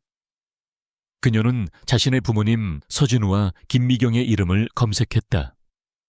그들은 하윤이 10살 때 의문의 교통사고로 사망했다. 공식적인 기록은 빗길 과속으로 인한 브레이크 파열로 인한 단순 사고였다. 하지만 하윤은 포기하지 않았다. 그녀는 경영학 수업을 위해 발급받은 K그룹의 데이터베이스 접근 권한을 이용했다. 합법적인 경로를 우회해 지난 10년간의 신문기사와 법원 기록을 샅샅이 뒤졌다.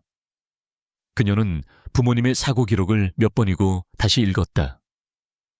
무언가 석연치 않은 구석이 있었지만 결정적인 증거는 없었다. 그녀는 방향을 틀었다. 자신을 괴롭혔던 사채업자 김 사장의 조직을 검색했다. 놀라운 사실이 드러났다. 지난 몇 달간 K그룹의 이름 없는 자회사들이 공격적인 인수합병과 법적 소송을 통해 서울 외곽의 사채 시장을 체계적으로 무너뜨리고 있었다. 김 사장의 조직은 그 첫 번째 타깃이었다. 하윤의 심장이 차갑게 식었다. 이것은 우연이 아니었다. 권강현은 자신을 지옥으로 몰아넣었던 자들을 정확히 알고 있었고 그들을 하나씩 뿌리째 뽑아내고 있었다. 이것은 자선 사업이 아니었다. 그것은 철저하게 계획된 복수였다. 그는 왜 자신의 원수를 갚아주고 있는 것일까? 그녀는 다시 부모님의 사고로 돌아갔다. 그녀는 아버지 서진우가 작은 연구소의 연구원이었으며 사망 직전 획기적인 배터리 관련 특허를 출원했다는 사실을 기억해냈다. 그녀는 그 특허의 행방을 쫓기 시작했다. 특허청 기록을 뒤지자 특허는 부모님이 사망한 직후 박재식에 의해 헐값의 한 중소기업으로 넘어간 것이 확인되었다. 그 중소기업은 존재하지 않는 유령 회사였다. 하지만 그 회사의 자금을 추적하자 거대한 이름이 수면 위로 떠올랐다. 한성그룹, K그룹의 가장 강력하고 무자비한 경쟁 상대였다. 그리고 한성그룹의 총수 한기택 회장. 그는 재계에서 악마라고 불릴 만큼 잔인한 인물이었다. 하윤의 머릿속에서 모든 조각이 맞춰지기 시작했다. 부모님의 죽음은 단순한 사고가 아니었다. 그것은 특허를 노린 한성그룹에 의한 계획된 살인이었을 가능성이 높았다. 그리고 그들의 유일한 상속녀였던 자신은 무능하고 탐욕스러운 삼촌에게 맡겨져 사채업자들의 손에 넘어갈 뻔했다. 권강현은 이 모든 사실을 알고 있었다. 그는 한성그룹과 피비린내 나는 전쟁을 치르고 있었다. K그룹과 한성그룹이 최근 몇 년간 사활을 걸고 경쟁했던 분야가 바로 차세대 배터리 기술이었다. 하윤의 아버지가 남긴 특허가 그 전쟁의 핵심이었을지도 모른다. 그렇다면 자신은 무엇인가? 권강현에게 자신은 단순한 동정의 대상이 아니었다. 자신은 한성그룹의 범죄를 증명할 살아있는 증거이거나 혹은 그들의 핵심 기술을 되찾을 수 있는 열쇠일지도 몰랐다. 그는 자신을 보호라는 명목에 펜트하우스에 가두고 철저하게 교육시켰다. 그는 자신을 위험에서 구한 것이 아니라 더 큰 전쟁터의 한복판으로 데려온 것이었다. 유지수가 자신을 모욕했던 것도 그녀가 태하 그룹의 딸로서 한성그룹과 어떤 식으로든 연결되어 있기 때문일 수도 있었다. 그녀는 하윤을 권강현의 약점으로 보았고 그것은 사실이었다. 하윤은 컴퓨터 화면에 떠있는 한기택 회장의 사진을 노려보았다. 부모님의 원수, 그리고 화면 한쪽에는 권강현의 냉정한 프로필 사진이 있었다. 그는 복수의 화신인가? 아니면 또 다른 포식자인가? 그는 왜 그토록 오랫동안 자신을 기다려왔을까? 그녀는 자리에서 일어났다. 그녀의 시선은 복도 끝 굳게 닫힌 권강현의 서재 문을 향했다. 그날 그가 절대 들어오지 말라고 경고했던 유일한 공간. 하윤은 이제 확신했다. 자신에 대한 모든 비밀, 부모님의 죽음에 대한 진실, 그리고 권강현이 숨기고 있는 모든 해답이 바로 저 문 너머에 있다는 것을. 그녀는 무슨 수를 써서라도 저 문을 열어야만 했다. 밤은 펜트하우스에 무겁게 내려앉았다. 서하윤은 자신의 방에서 나오지 않았다. 며칠 동안 그녀는 자신이 알아낸 조각난 진실들을 맞추며 거대한 그림을 완성해 가고 있었다. 한성그룹, 부모님의 특허, 그리고 그 모든 것을 알고 있었던 권강현. 그녀의 심장은 차가운 분노와 끓어오르는 배신감으로 뒤섞여 이 얼음의 요새를 녹여버릴 듯 뜨거웠다. 그녀는 더 이상 기다릴 수 없었다. 그녀는 지금 당장 해답이 필요했다. 자정이 가까워 오는 시간, 그녀는 방을 나섰다. 어둠이 깔린 거실을 지나 그녀의 발걸음이 멈춘 곳. 그곳은 복도 끝 권강현이 유일하게 금지했던 그의 서재 문 앞이었다.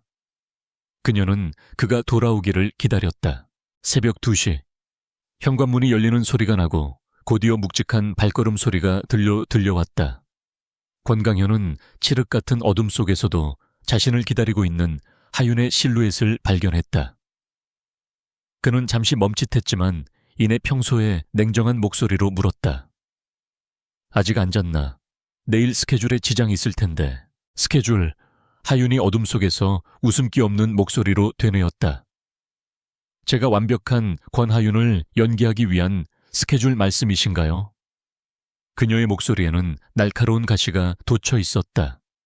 권강현은 미간을 살짝 찌푸렸지만 대답하지 않고 서재로 향하려 했다. 하윤이 그의 앞을 막아섰다. 한성그룹, 그리고 한기택 회장. 하윤이 그 이름을 입에 올리는 순간 권강현의 움직임이 굳었다. 복도의 공기가 순식간에 얼어붙었다. 그는 천천히 고개를 돌려 하윤을 바라보았다. 어둠 속에서도 그의 눈은 맹수처럼 번뜩였다. 네가 함부로 입에 올릴 이름이 아니다. 제 부모님을 죽인 자의 이름이니까요. 하윤의 목소리는 떨리지 않았다. 그녀는 지난 며칠간 공포를 분노로 바꾸는 법을 연마했다. 단순한 교통사고가 아니었어요. 아빠의 배터리 특허.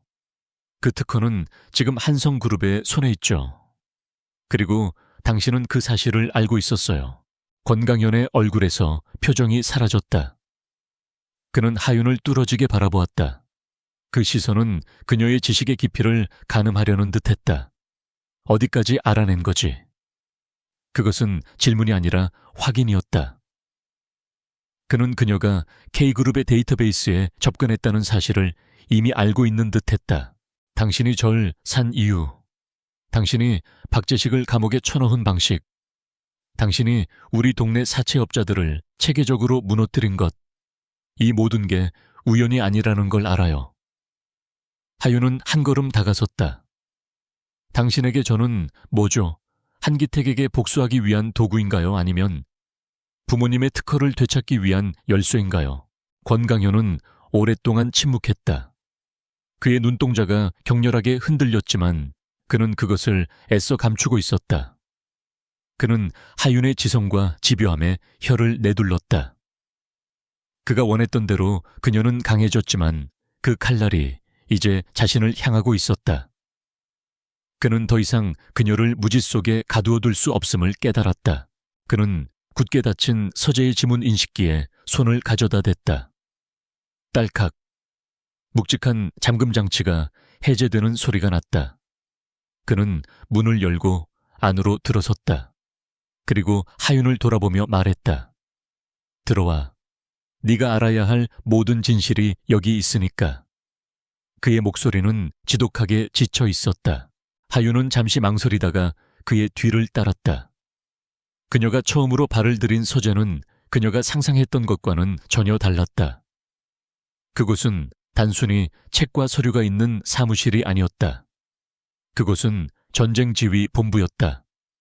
한쪽 벽면 전체가 거대한 스크린으로 채워져 있었고 그 위에는 한성그룹의 복잡한 지배 구조와 한기택 회장의 일가 그리고 그들의 불법적인 자금 흐름이 거미줄처럼 얽혀 있었다. 그리고 그 거미줄의 한가운데 하윤은 자신의 부모님 서진우와 김미경의 사진을 발견했다. 그들의 사진 옆에는 붉은 잉크로 사망 항희택 지시이라고 적혀 있었다. 하윤은 숨이 멎는 것 같았다. 그녀는 비틀거리며 벽으로 다가가 부모님의 사진을 쓰다듬었다. 모든 것이 사실이었다. 앉아. 권강현이 책상 뒤 의자에 앉으며 말했다. 그는 책상 위에서 낡은 서류철 하나를 꺼내 하윤에게 밀었다. 그것은 경찰의 공식 사고 보고서가 아니었다. 그가 개인적으로 수집한 증거 자료들이었다. 사고 현장의 사진 증인들의 모순된 진술, 그리고 브레이크가 고의로 파손되었다는 사설 업체의 감식 결과까지. 내 아버지는 획기적인 기술을 개발했어. 기존 배터리 효율을 수십 배로 늘릴 수 있는 기술이었지. 한기택은 그걸 원했어. 그는 네 아버지를 회유하려 했지만 실패하자 가장 쉬운 방법을 택했지. 권강현의 목소리는 낮고 차갑게 울렸다. 그날 밤 그는 사람을 보내 브레이크를 고장냈어. 빗길에 일어난 단순 사고로 위장했지. 하윤의 눈에서 눈물이 흘러내렸다. 부모님의 마지막 순간이 머릿속에 그려졌다. 그녀는 떨리는 목소리로 물었다. 당신은 이걸 어떻게 이렇게 자세히. 그녀는 그를 바라보았다. 권강현의 시선은 서류철 너머의 허공을 향해 있었다. 그의 눈은 20년 전에 어느 날 밤을 보고 있었다. 그날 밤 난 그곳에 있었으니까. 충격적인 고백이었다. 하윤의 눈이 커졌다. 난 고아원을 나와 닥치는 대로 배달 아르바이트를 하던 10대였어. 그날 마지막 배달지가 내 부모님의 연구소 근처였지. 그는 천천히 기억을 더듬었다. 그의 목소리가 미세하게 떨리고 있었다. 낯선 차 한 대가 연구소 앞에 서 있었고 몇 명의 남자가 내 아버지와 실랑이를 벌이는 걸 봤어. 분위기가 심상치 않아 몸을 숨겼지. 그는 그날 밤의 공포를 다시 느끼는 듯 주먹을 꽉 쥐었다. 그들은 강제로 차에 무언가를 싣고 내 부모님을 차에 태웠어. 난 직감했지. 뭔가 끔찍한 일이 벌어지고 있다는 걸. 난 그들의 차를 뒤쫓았어. 하지만 그들은 일부러 사고를 냈지. 차가 절벽 아래로 굴러떨어지고 불길에 휩싸이는 걸 내 눈으로 봤어. 그의 목소리가 갈라졌다. 그들은 확인 사살까지 했어. 그리고 현장을 조작했지. 난 너무 무서워서 아무것도 하지 못하고 도망쳤어. 그는 고개를 숙였다. 완벽한 CEO 권강현의 모습은 온데간데 없었다. 그곳에는 지독한 무력감과 죄책감에 시달려온 한 남자만이 앉아 있었다. 그때 난 힘이 없었어. 증언해봤자 묵살당할 게 뻔했지. 난 그날 밤 그들의 얼굴을 똑똑히 기억했어. 그리고 맹세했지. 언젠가 반드시 그들을 내 손으로 심판대에 세우겠다고. 하윤은 흐느끼기 시작했다. 그녀의 부모님이 그렇게 억울하게 돌아가셨다는 사실. 그리고 이 남자가 그 모든 것을 목격했다는 사실이 그녀를 무너뜨렸다. 그런데 왜 나였죠? 그 복수를 위해 내가 필요했던 거라면. 아니. 권강현이 그녀의 말을 잘랐다. 그는 고개를 들어 하윤을 바라보았다. 그의 눈에는 죄책감과 함께 하윤이 이해할 수 없는 깊은 고통이 담겨 있었다. 난 네가 그 사고에서 살아남았다는 걸 몰랐어. 한기택도 마찬가지였지. 모두가 서진우 박사의 딸도 그 차에서 함께 죽었다고 생각했어. 그는 자리에서 일어나 벽에 걸린 또 다른 지도를 가리켰다. 난 수년간 한기택을 무너뜨릴 증거를 모으며 K그룹을 키웠어. 그러던 중 한기택이 자신의 살인을 은폐하기 위해 네 삼촌 박재식을 이용했다는 걸 알게 됐지. 그를 추적하다가 네가 살아있다는 걸 발견했어. 그의 시선이 하윤에게 고정되었다. 하윤아, 한기택은 네가 살아있다는 사실을 몰라. 만약 그가 알게 된다면 그는 10년 전에 미처 끝내지 못한 일을 마무리하려 할 거야. 넌 그의 유일한 목격자일지도 모르는 존재니까. 하윤은 숨을 멈췄다. 내가 널 산 이유는 널 이용하기 위해서가 아니야. 널 지키기 위해서였어. 그가 하윤에게 다가와 그녀의 어깨를 붙잡았다. 그의 손은 차가웠지만 그 안에 담긴 절박함은 뜨거웠다. 이 펜트하우스는 세상에서 가장 안전한 감옥이다. 내가 널 차갑게 대한 건 너에게 정을 주지 않으려 한 게 아니야. 적들에게 네가 나의 약점이 아니라는 걸 보여주기 위한 연극이었어. 차가운 결혼, 무관심한 남편, 모든 것이 위장이었다. 그는 그녀를 적으로부터 숨기기 위해 기꺼이 그녀에게 가장 미움받는 존재가 되기를 자처했던 것이다. 하윤은 자신이 그동안 그를 얼마나 오해했는지 깨달았다. 그녀는 그의 차가운 가면 뒤에 숨겨진 20년간 이어진 고독한 복수와 자신을 향한 절박한 보호 본능을 보았다. 서재 안의 공기는 더 이상 차갑지 않았다. 20년간 얼어붙어 있던 진실이 녹아내리며 그 자리를 뜨겁고 위험한 현실 인식이 채웠다. 서하윤은 자신이 단순한 거래의 대상이나 값비싼 인형이 아니었음을 깨달았다. 그녀는 거대한 복수극의 중심에 서 있었으며 동시에 그 복수를 완성할 마지막 조각이었다. 권강현이 그녀에게 쏟아부은 모든 교육은 그녀를 상류층에 어울리게 만들기 위한 것이 아니라 이 잔인한 전쟁터에서 스스로를 지킬 수 있는 전사로 만들기 위한 훈련이었다. 그녀는 눈물을 닦았다. 슬픔은 분노로 분노는 차가운 결의로 변해갔다. 그녀는 더 이상 권강현의 등 뒤에 숨어 보호받는 연약한 존재가 되기를 거부했다. 내가 뭘 하면 되죠? 그녀의 목소리는 미세하게 떨렸지만 그 안에는 쇠처럼 단단한 의지가 담겨 있었다. 당신이 20년간 준비한 이 복수, 아니, 우리 부모님의 복수를 위해 내가 뭘 해야 하냐고 물었어요. 권강현은 놀라움과 망설임이 뒤섞인 눈으로 그녀를 바라보았다. 그의 계획은 언제나 하윤을 완벽하게 숨기는 것이었다. 한기택과의 전쟁이 모두 끝나고 세상이 안전해졌을 때, 그때 그녀에게 모든 것을 설명하고 자유를 줄 생각이었다. 하지만 그는 하윤이라는 변수를 계산하지 못했다. 그녀는 그가 만든 새장에 갇혀 지내는 대신 스스로 새장 문을 열고 나온 참이었다. 내온 아무것도 할 필요 없어. 넌 그냥 이곳에 안전하게 있으면 돼. 그가 기계적으로 대답했다. 싸움은 내가 해. 넌 그저 살아남아주면 된다. 하지만 하윤은 고개를 저었다. 그녀는 그에게서 한 걸음 물러나 벽을 가득 메운 한성그룹의 범죄 지도를 노려보았다. 당신은 날 지키기 위해 날 샀다고 했죠. 하지만 난 더 이상 숨지 않겠어요. 그녀는 권강현을 향해 돌아섰다. 그녀의 눈은 갤러리에서 박재식을 마주했을 때와는 비교도 안 될 만큼 강렬하게 타오르고 있었다. 한기택은 내가 살아있는 줄 몰라요. 하지만 언젠가는 알게 되겠죠. 유지수 같은 여자들이 내 뒤를 캐고 있으니까. 내가 당신의 약점이라는 걸 그들이 알게 되는 순간 당신의 이 완벽한 요새도 무너질 수 있어요. 그녀의 말은 정곡을 찔렀다. 권강현이 가장 두려워하는 시나리오였다. 최고의 방어는 공격이에요. 내가 숨어있는 걸 그들이 알게 되기 전에 우리가 먼저 그들을 쳐야 해요. 그리고 그 공격을 위한 가장 강력한 무기는 바로 나예요.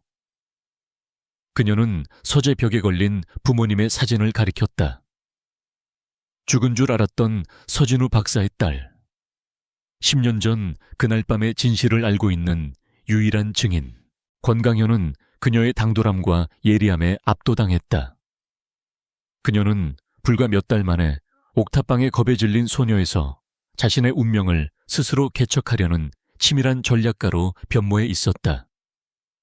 그는 그녀의 눈에서 자신과 같은 종류의 불꽃을 보았다.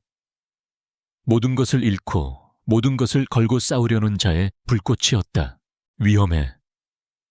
그가 낮게 으르렁거렸다. 한기택은 악마야. 그는 널 망설임 없이 죽일 거다. 하윤은 비웃었다. 이미 지옥을 경험했어요. 박재식의 옥탑방이나 한기택의 세상이나 나에겐 똑같은 지옥이에요. 하지만 이젠 싸우다 죽겠어요. 더 이상 도망치지 않을 거예요. 그녀는 그의 책상으로 다가가 그가 수집한 자료들을 훑어보기 시작했다. 권강현은 오랫동안 그녀의 뒷모습을 바라보았다. 그는 깨달았다. 자신이 지키려 했던 것은 20년 전 붕어빵을 건네던 그 작은 소녀의 환영이었을지도 모른다.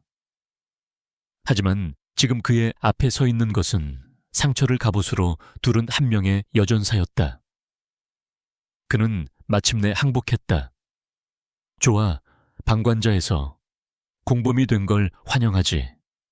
그들의 차가운 계약 결혼은 그 순간 피로 맹세한 전략적 동맹으로 변모했다. 한편 태아그룹의 저택에서는 유지수가 분노에 차 와인잔을 벽난로에 집어던졌다. 그녀는 그날 파티에서 당한 굴욕을 잊을 수 없었다. 권강현이 감히 자신에게 그것도 어디서 굴러먹던 것인지도 모를 어린 계집애 하나 때문에 모욕을 주었다.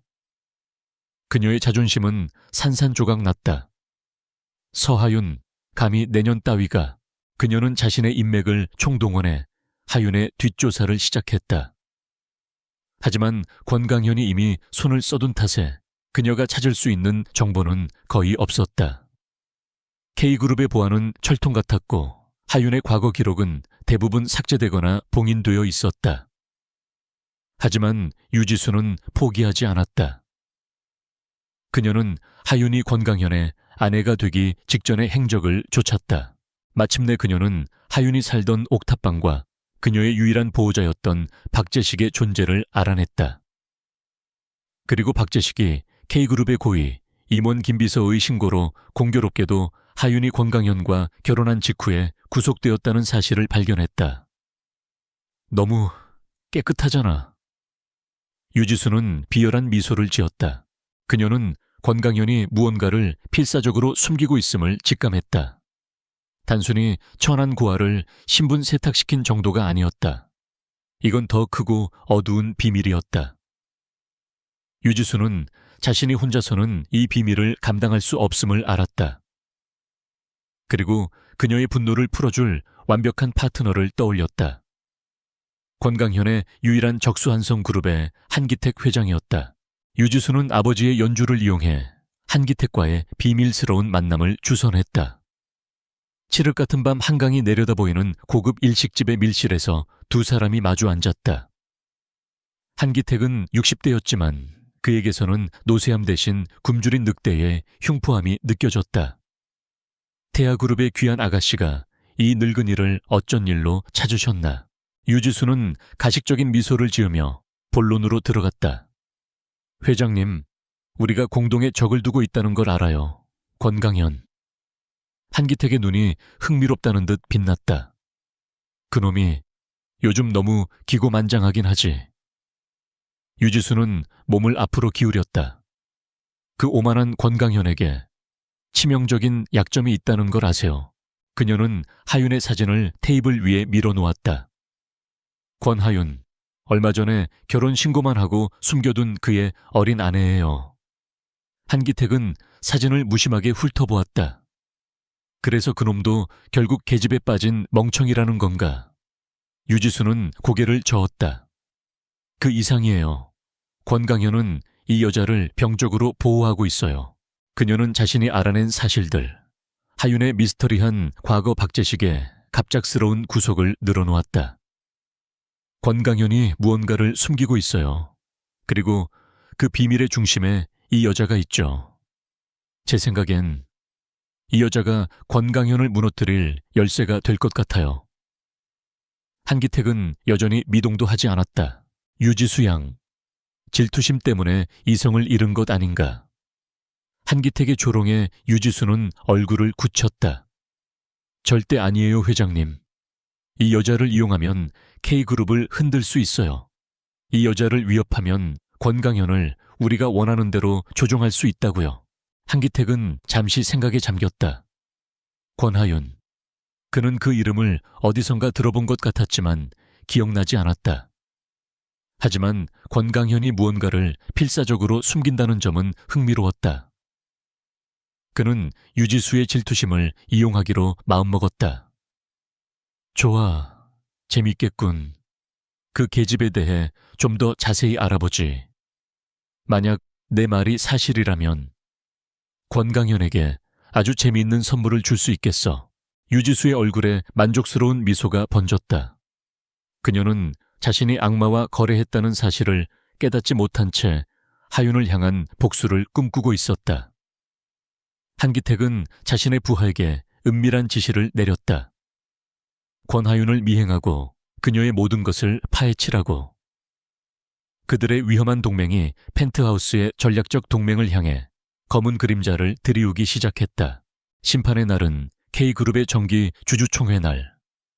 강철 구름이 하늘을 덮은 쌀쌀한 아침에 시작되었다.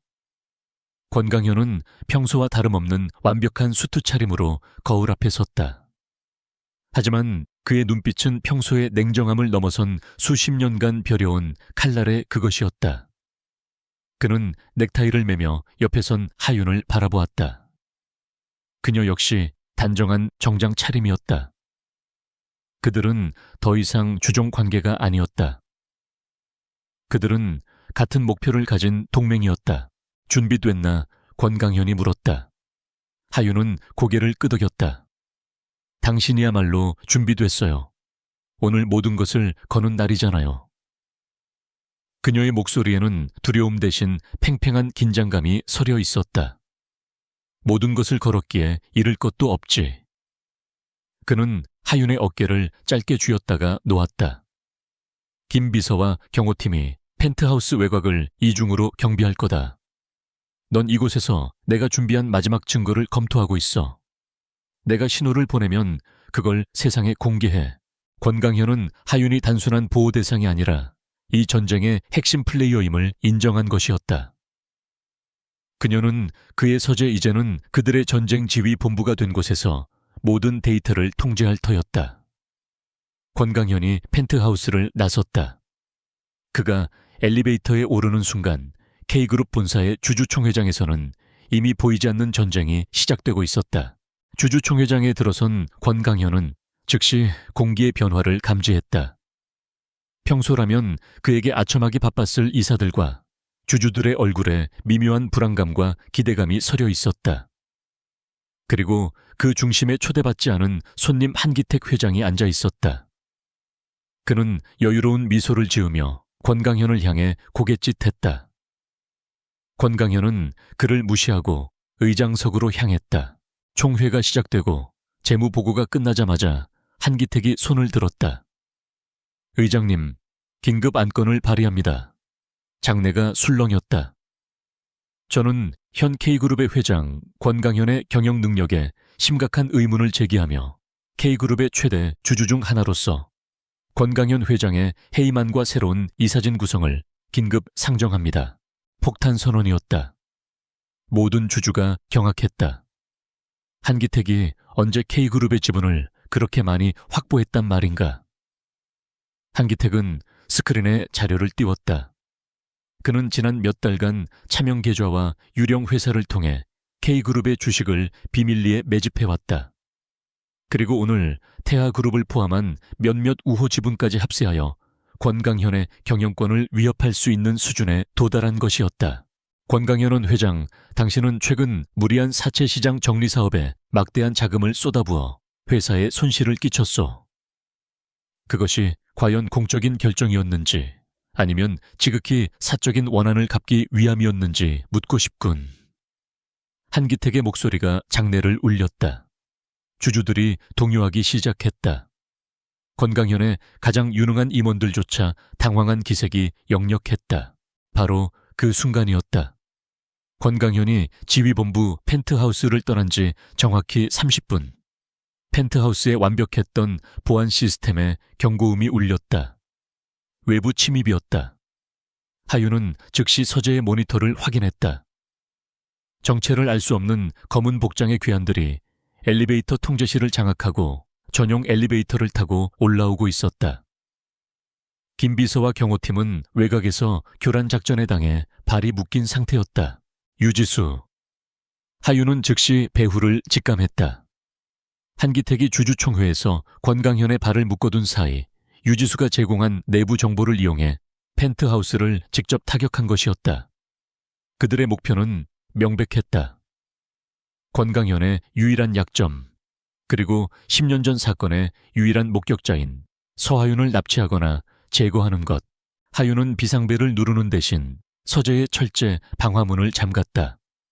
그리고 그녀는 지난 몇 달간 권강현의 지시로 받았던 격투 훈련과 전술 훈련을 떠올렸다. 그녀는 더 이상 도망치지 않기로 맹세했다. 그녀는 컴퓨터의 메인 서버에 접속했다. 그녀는 권강현에게 자료를 넘기기 전에 스스로 이 방어선을 지켜내야 했다. 주주총회장에서는 권강현이 코너에 몰린 듯 보였다. 한기택의 공세는 거셌다. 당신의 독단적인 경영으로 K그룹의 주가는 폭락 직전이오. 이 모든 사태를 책임지고 물러나시오. 일부 주주들이 동조하며 물러나라 고 외치기 시작했다. 권강현은 마이크 앞에 섰다. 그의 얼굴은 여전히 얼음처럼 차가웠다. 한기택 회장, 당신의 연극은 아주 인상적이군.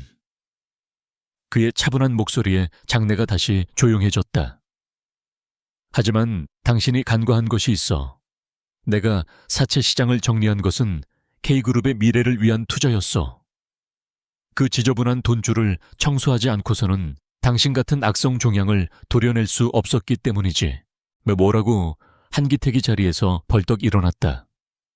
권강현은 그를 무시하고 스크린에 새로운 자료를 띄웠다. 그것은 한기택이 차명으로 주식을 매입한 불법 자금의 흐름도였다. 당신이 K그룹의 주식을 매입한 자금, 그것은 모두 당신이 불법적으로 운영해온 도박 사이트와 사채 시장에서 나온 검은 돈이요. 이미 금융감독원과 검찰의 모든 자료가 넘어간 상태다. 한기택의 얼굴이 하얗게 질렸다. 권강현이 처음부터 이 모든 것을 알고 함정을 팠다는 것을 깨달았다. 그가 사채 시장을 정리한 것은 복수가 아니라 한기택의 돈줄을 마르게 하고 그를 수면 위로 끌어내기 위한 미끼였던 것이다. 이놈이. 동시에 펜트하우스에서는 서재 문이 거칠게 부서지기 시작했다. 괴한들이 휴대용 절단기까지 동원하고 있었다. 하윤은 마지막 보안벽을 가동시키고 권강현에게 약속된 신호를 보냈다. 지금 모든 것을 시작해요. 그녀는 책상 서랍에서 권강현이 준비해둔 마지막 호신용 무기인 강력한 테이저건을 꺼내 쥐었다. 주주총회장의 권강현이 손목시계를 확인했다. 하윤의 신호였다. 그리고 한기택 회장, 당신이 오늘 내게서 빼앗으려 한 것은 K그룹뿐만이 아니겠지. 권강현의 목소리가 살벌하게 변했다. 그는 스크린을 전환했다. 화면에 떠오른 것은 10년 전 서진우 박사의 불타는 차량 사진이었다. 10년 전 당신이 살해한 서진우 박사의 특허. 그것이 지금 한성그룹의 핵심 기술이지. 그리고 당신은 그날의 유일한 생존자마저 제거하기 위해 지금 이 순간 내 집에 살인자들을 보냈어.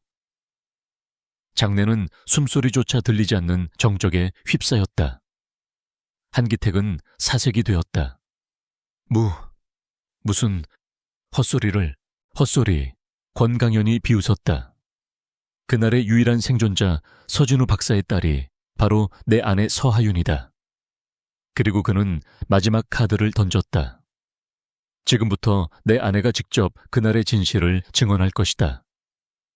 스크린이 다시 바뀌고 펜트하우스 서재에 카메라가 켜졌다. 화면에 나타난 것은 공포에 질린 소녀가 아니었다. 그녀는 결연한 눈빛으로 카메라를 응시하고 있었다. 바로 그때 서재문이 폭발음과 함께 열리고 괴한들이 들이닥쳤다. 서하윤, 그들이 그녀에게 달려들었다. 하윤은 침착하게 그들 중 선두의 선자에게 테이저건을 발사했다. 남자가 비명을 지르며 쓰러졌다. 주주총 회장의 모든 사람들이 이 실시간으로 벌어지는 습격과 그에 맞서는 하윤의 모습을 숨죽여 지켜보았다. 하윤은 쓰러진 남자를 방패 삼아 책상 뒤로 몸을 숨겼다. 내 이름은 서하윤입니다. 한기택은 내 부모님을 살해했습니다. 그녀의 외침이 주주총 회장에 울려 퍼졌다. 권강현은 이미 자리에서 사라진 뒤였다. 그가 이 모든 것을 실시간으로 중계한 것은 한기택의 범죄를 만천에 공개하는 동시에 경찰과 언론을 펜트하우스로 부르기 위한 전략이었다. 체포하시오. 검찰 수사관들이 주주총 회장으로 들이닥쳐 망연자실한 한기택에게 수갑을 채웠다. 같은 시각 권강현은 비상 헬기를 이용해 펜트하우스로 돌아오고 있었다. 하윤은 마지막까지 저항했지만 수정 열쇠에 몰려 결국 괴한에게 붙잡히고 말았다. 괴한의 리더가 그녀의 목에 칼을 겨누었다. 시끄럽게 굴었겠다, 계집애. 여기서 끝이다. 그가 칼을 치켜든 순간 서재의 통유리가 깨지며 권강현과 그의 최정예 경호팀이 쏟아져 들어왔다. 권강현의 움직임은 분노한 표범과 같았다. 그는 하윤을 붙잡은 남자의 팔을 꺾어버리고 그녀를 자신의 품으로 끌어당겼다. 모든 괴한은 순식간에 제압되었다. 헬기 소리를 듣고 출동한 경찰 병력이 펜트하우스로 밀려들어왔다. 모든 것이 끝났다. 권강현은 하윤을 품에 안은 채 거친 숨을 몰아쉬었다. 하윤은 그의 품에 안겨 떨고 있었다. 괜찮아, 하윤아. 이제 다 끝났어. 그가 처음으로 떨리는 목소리로 그녀를 위로했다. 한편 주주총 회장에서 이 모든 사태를 지켜보던 유지수는 도망치려다 입구를 막아선 김비서에게 붙잡혔다. 유지수 씨, 살인교사 및 불법 침입 공모 혐의로 긴급 체포합니다. 그녀의 얼굴이 절망으로 일그러졌다. 심판의 날은 그렇게 막을 내렸다. 사이렌 소리가 멀어지고 펜트하우스에 깨진 유리창으로 차가운 새벽 공기가 스며들었다. 권강현은 여전히 서하윤을 품에 안고 있었다. 그녀의 떨림이 그의 단단한 가슴을 통해 전해졌다. 수십 년간 이어온 지독한 복수극이 막을 내린 순간이었다. 경찰들이 한기택의 수하들을 결박해 끌고 나갔고 서재는 피와 유리 조각으로 아수라장이 되었다. 모든 것이 끝났다. 다음 날 뉴스 헤드라인은 K그룹 주주총회에서 벌어진 충격적인 사건으로 도배되었다. 한성그룹 한기택 회장의 살인교사 및 시장 교란 혐의 구속, 태아그룹 유지수의 납치 공모 혐의 체포, 그리고 10년 만에 밝혀진 서진우 박사 부부의 억울한 죽음과 그들의 유일한 상속녀인 서하윤의 생존. K그룹의 주가는 잠시 혼란에 빠졌으나 권강현이 한기택의 불법 자금줄을 모두 차단하고 서하윤의 부모님이 남긴 원천 특허의 정당한 소유권을 되찾아왔다는 사실이 알려지자 폭등하기 시작했다. K그룹은 완벽하게 안전해졌고 적들은 모두 심판대에 섰다. 펜트하우스는 다시 고요해졌다. 하지만 이전과는 다른 어색한 고요함이었다. 전쟁이 끝나자 권강현은 무엇을 해야 할지 모르는 사람처럼 보였다. 20년간 그의 삶을 지탱해온 복수라는 목적이 사라졌다. 그리고 서하윤을 보호해야 한다는 명분 또한 사라졌다. 그는 더 이상 냉정한 CEO의 가면을 쓸 필요가 없었다. 하지만 수십 년간 써온 가면은 제2의 피부처럼 굳어져 그것을 벗어던진 그의 민낯은 서툴고 어색하기 짝이 없었다. 그는 하윤을 어떻게 대해야 할지 몰랐다. 그는 그녀의 방 근처를 서성이다가도 막상 그녀와 마주치면 딱딱하게 고개만 끄덕이고 서재로 도망치듯 들어가 버렸다. 그는 더 이상 그녀의 방 모니터를 켜지 않았다. 그것은 감시가 아닌 보호였지만 이제는 그럴 명분이 없었기 때문이었다. 하윤 역시 그를 어떻게 대해야 할지 몰랐다. 하윤은 이제 19살이 되었다. 불과 몇 달 만에 그녀는 지옥의 옥탑방에서 거대한 전쟁의 중심을 통과해 나왔다. 그녀는 더 이상 겁에 질린 소녀가 아니었다. 그녀는 수많은 교육을 통해 다듬어졌고 실전을 통해 강인해졌다.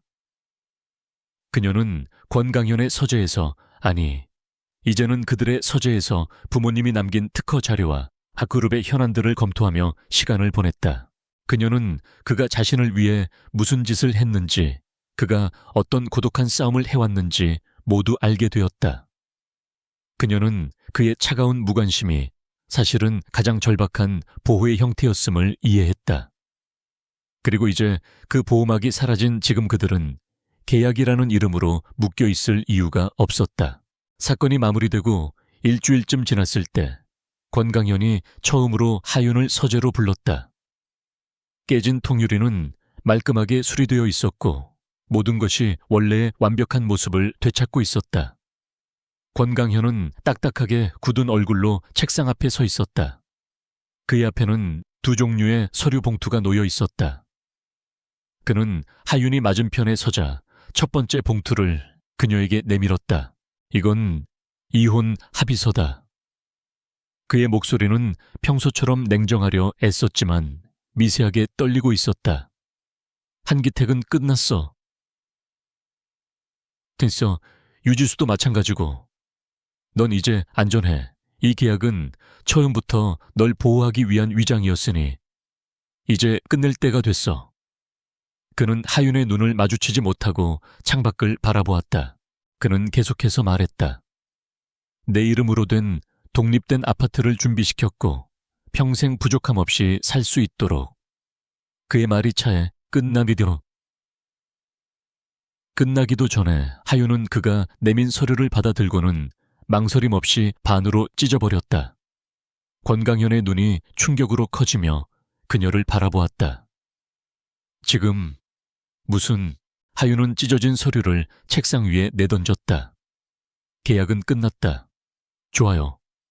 그럼 이건 뭐죠? 보호라는 명분이 사라지니까 이제 쓸모없어진 물건을 버리시겠다. 그녀의 목소리는 차가웠지만 그 안에는 깊은 슬픔이 담겨 있었다. 당신은 날 구했지만 날 산 건 사실이잖아요. 이제 와서 자유를 줄 테니 떠나라고. 그게 아니야. 권강현이 자신도 모르게 소리쳤다. 그는 당황한 기색이 역력했다. 난 내게 자유를 주려는 거야. 넌 이제 19살이야. 네 삶을 살아야지. 이런 늙고 재미없는 남자 옆에서. 그는 말을 잇지 못했다.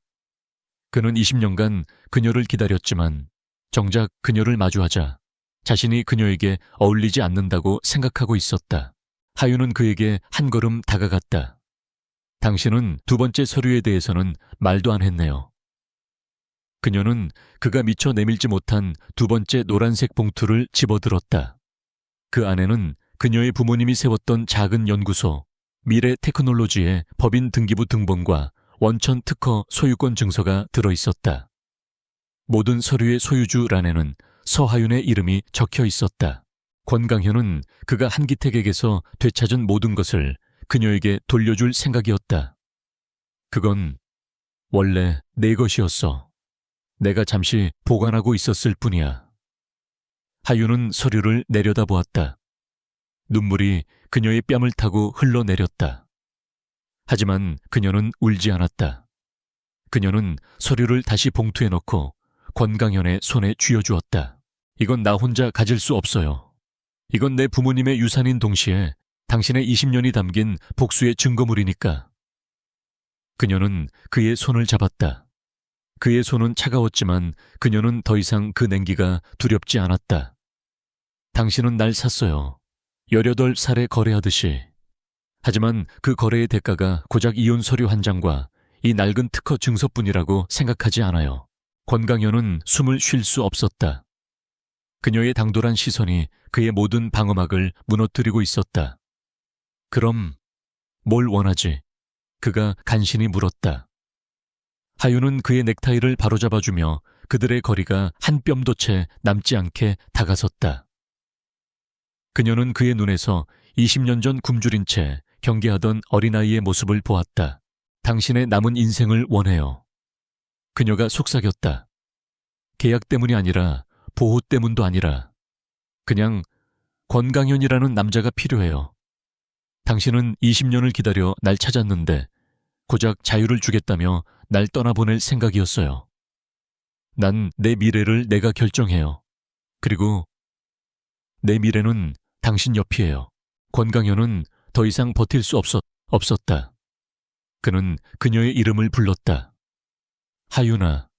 그가 그녀를 거칠게 끌어안았다. 그것은 지난 20년간 억눌러왔던 모든 고통과 그리움, 그리고 사랑의 폭발이었다. 차가운 CEO의 가면은 산산조각 났고 얼음의 요새는 마침내 녹아내리기 시작했다. 그는 그녀의 입술에 키스했다. 그것은 계약의 끝이 아니라 진정한 시작이었다. 몇 달 후 봄이 찾아왔다. 미래 테크놀로지는 K그룹의 핵심 자회사로 재탄생했고 서하윤은 최연소 대표 이사로 취임했다. 그녀는 더 이상 권강현의 아내로 불리지 않았다. 그녀는 자신의 이름으로 부모님의 꿈을 이어가고 있었다. 저녁이 되어 펜트하우스에 돌아온 그녀를 맞이한 것은 서재에 갇힌 CEO가 아니었다. 권강현은 어설픈 솜씨로 저녁을 준비하고 있었다. 그는 여전히 일외의 것에는 서툴렀지만 이제는 하윤을 위해 기꺼이 따뜻한 것을 배우려 노력하고 있었다. 왔어. 그가 그녀를 보며 웃었다. 20년 만에 되찾은 진심 어린 미소였다. 하윤은 가방을 내려놓고 그를 안았다. 그들의 시간은 이제 막 얼음을 깨고 흐르기 시작했다.